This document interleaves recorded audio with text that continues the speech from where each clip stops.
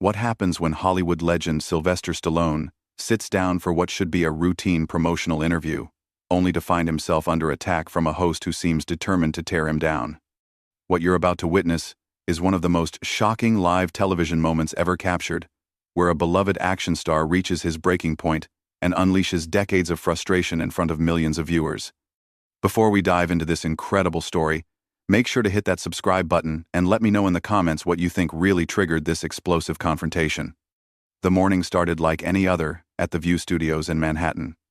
Sylvester Stallone had arrived early, his usual professional demeanor intact as he prepared for what his publicist had assured him would be a friendly chat about his latest project. The 70-something-year-old actor, still maintaining the physique that made him famous, sat in the green makeup chair as assistants buzzed around him, touching up his appearance for the cameras. "Mr. Stallone, we're so excited to have you on the show today," chirped one of the production assistants. "The ladies are really looking forward to talking with you about your new film and your incredible career." Stallone nodded politely, his gravelly voice barely audible as he responded, "Yeah, should be good. Always happy to talk about the work." But as the minutes ticked by and showtime approached, there was an energy in the air that felt different. Joy Behar had been particularly animated during the pre-show meeting, making comments to her co-hosts that seemed loaded with an edge that hadn't been there for other guests that week. "I've got some real questions for Rocky today," she had said with a smirk that her colleagues couldn't quite read. "It's time someone asked the tough stuff instead of just letting these guys coast on their old movies." When the cameras started rolling and the familiar View theme music filled the studio, everything appeared normal. The co-hosts took their positions around the iconic table, with Joy Behar settling into her spot with what looked like a folder full of notes, far more preparation than she usually brought to celebrity interviews. "Welcome back to The View," Joy announced to the cameras, her television smile perfectly in place. "We're here with the one and only Sylvester Stallone, star of Rocky, Rambo, and countless other action films that have entertained audiences for decades. Sly, welcome to the show." Stallone leaned forward slightly, his hands clasped in front of him on the table. "Thanks for having me, Joy. Great to be here with all you ladies. So let's talk about your new project," Joy began, but there was something in her tone that the other hosts immediately picked up on. It wasn't the warm, conversational approach she typically used with guests. "You're still making action movies at your age. Don't you think it's time to maybe step aside and let younger actors take over these roles?" The question hit the table like a cold splash of water. Even Whoopi Goldberg shifted uncomfortably in her chair, while Sarah Haynes shot a quick glance at the producers off camera. This wasn't the line of questioning they had discussed in the pre-show meeting. Stallone's expression remained composed, but those who knew him well could see the slight tightening around his eyes. "Well, Joy, I think as long as audiences want to see the stories and I'm physically capable of telling them, age is just a number. I mean, Clint Eastwood was still making westerns well into his 80s. But Clint Eastwood is Clint Eastwood," Joy fired back, her voice taking on a sharper edge. "And let's be honest, your recent films haven't exactly been setting the box office on fire. Isn't this more about ego than actual audience demand?" The studio audience, which had been warmly applauding just moments before, fell into an uncomfortable silence. Stallone's jaw tensed slightly, but he maintained his professional composure. "I think the numbers speak for themselves," he replied evenly. "The Expendables franchise has been successful.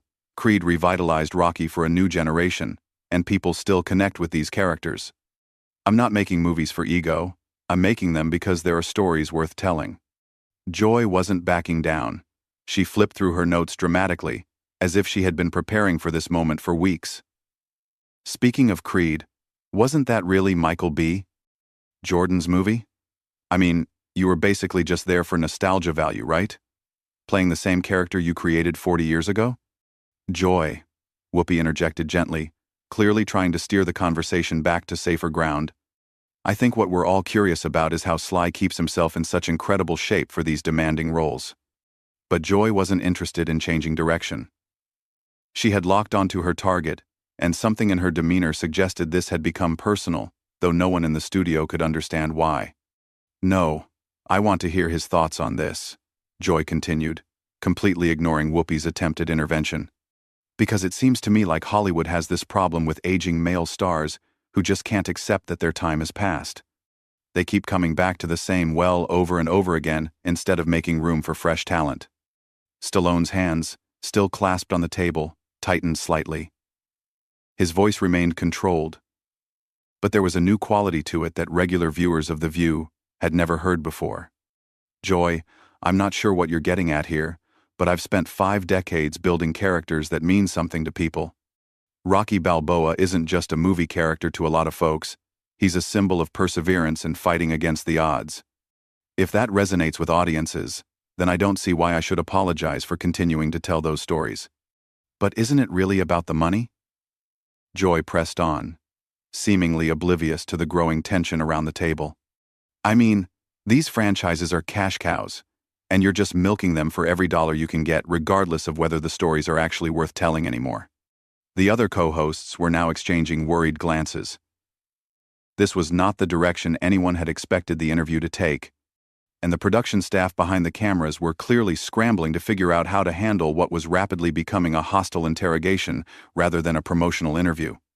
Stallone took a deep breath, his decades of media training kicking in as he tried to navigate what had become an increasingly uncomfortable situation. Look, Joy, I understand that everyone's entitled to their opinion about movies and careers and all of that. But I think you might be underestimating what these characters mean to people and why they continue to connect with audiences across generations. Do they, though? Joy shot back immediately. Or is it just Hollywood's old boys club protecting each other in green lighting projects because of who you know rather than the quality of the material? The accusation hung in the air like a toxic cloud. Stallone's expression changed noticeably. For the first time since the interview began, the professional mask slipped just slightly, revealing a flash of something much deeper and more intense. Excuse me? Stallone's voice dropped to a lower register, the kind of tone that had made him famous for playing tough guys who didn't back down from a fight. What exactly are you implying, Joy? Joy seemed to sense she had struck a nerve, and instead of pulling back, she leaned forward with what could only be described as predatory satisfaction. I'm not implying anything, Sly. I'm saying it outright. Hollywood is a business built on relationships and favors. And actors like you have been benefiting from that system for decades, while newer, more diverse talent gets pushed aside. The other hosts were now visibly uncomfortable. Sarah Haynes was staring down at her notes, clearly wishing she could disappear, while Alyssa Farah Griffin kept glancing toward the producers with an expression that screamed for help. Even the usually unflappable Whoopi Goldberg looked like she wanted to crawl under the table. Joy, maybe we should move on to talking about Sly's philanthropy work, Whoopi suggested, her voice carrying a warning tone that Joy seemed determined to ignore. No, I think this is important, Joy continued, her voice rising slightly. We talk all the time on this show about representation and giving opportunities to underrepresented groups, but then we celebrate actors who keep taking up space that could go to someone else. Stallone's eyes narrowed, and for a moment, the cameras caught something that viewers would replay countless times in the coming weeks.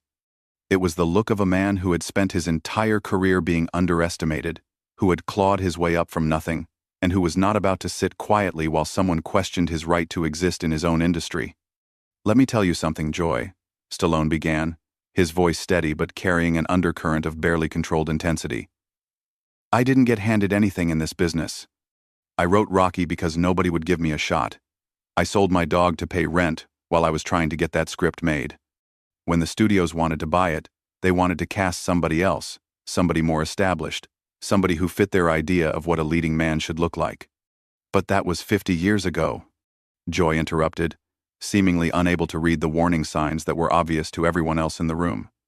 What have you done lately besides recycle the same character over and over? The studio audience was dead silent now. Even the camera operators seemed to be holding their breath, sensing that they were witnessing something that would be talked about for years to come. Stallone's hands unclenched from the table, and he leaned back in his chair, his posture changing from defensive to something much more dangerous. What have I done lately? I've created opportunities for dozens of actors through the Expendables franchise. I've mentored young directors and writers.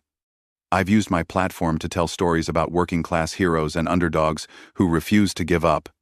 All starring you, of course. Joy shot back with a laugh that sounded more like a bark. How convenient that all these opportunities for others just happen to revolve around keeping Sylvester Stallone in the spotlight. That was the moment. Anyone watching could see it in Stallone's face.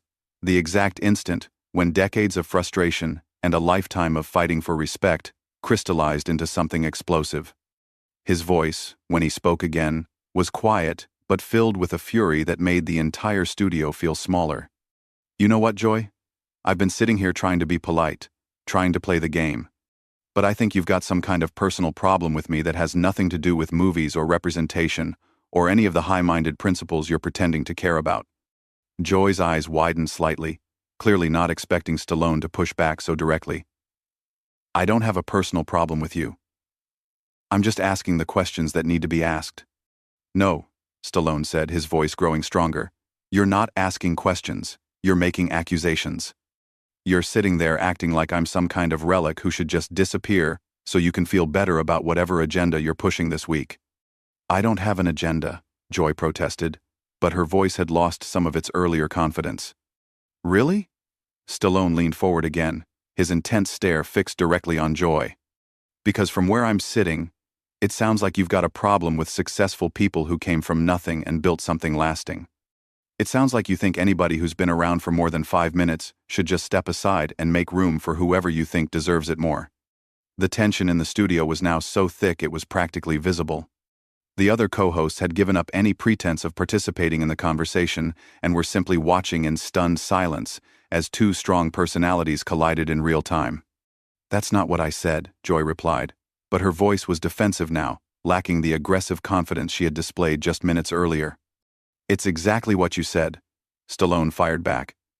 You question my right to make movies. You question my motives.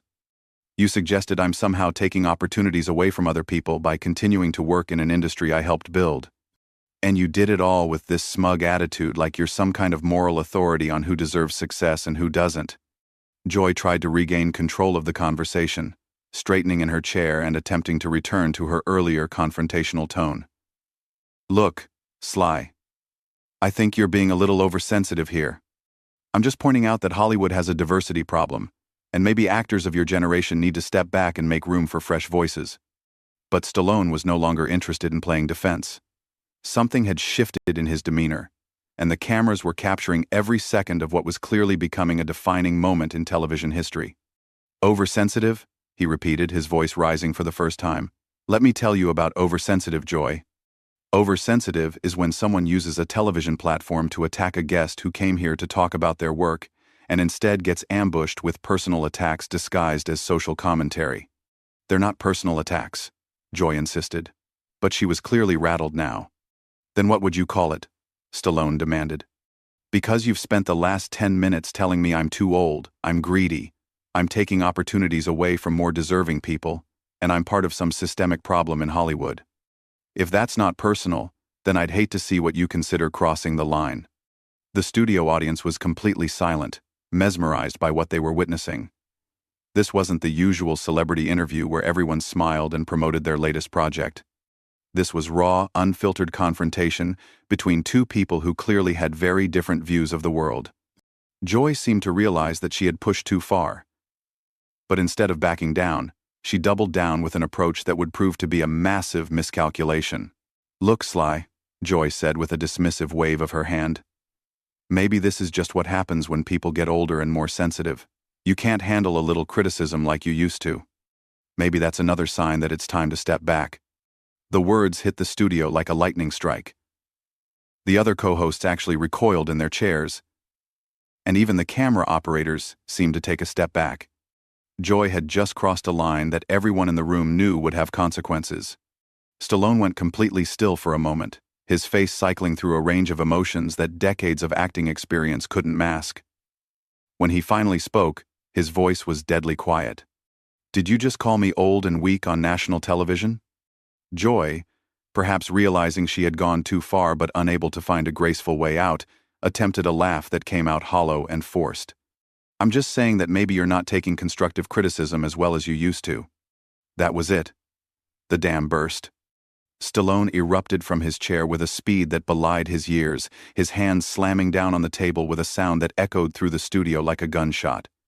His voice, when it came, was the roar of someone who had finally reached his breaking point. Constructive criticism? Are you kidding me right now? You think what you've been doing for the last 15 minutes is constructive criticism? The studio audience gasped audibly. Several people in the front row actually jumped in their seats.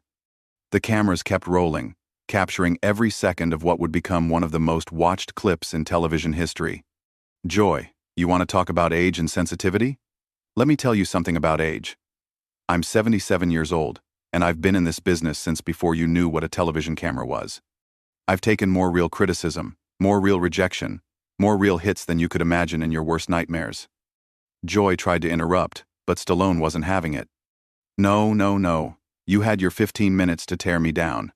Now you're going to sit there and listen while I tell you exactly what I think about your so-called journalism. The other hosts were frozen in place, uncertain whether to try to intervene or simply let this play out. Whoopi had her hand halfway to her earpiece, clearly getting frantic instructions from the control room. But even she seemed paralyzed by the intensity of the moment. You want to know about taking opportunities away from people? Stallone continued, his voice building to a crescendo. What about the opportunity you just took away from your viewers to actually learn something interesting about filmmaking, about storytelling, about what it takes to create characters that last for generations?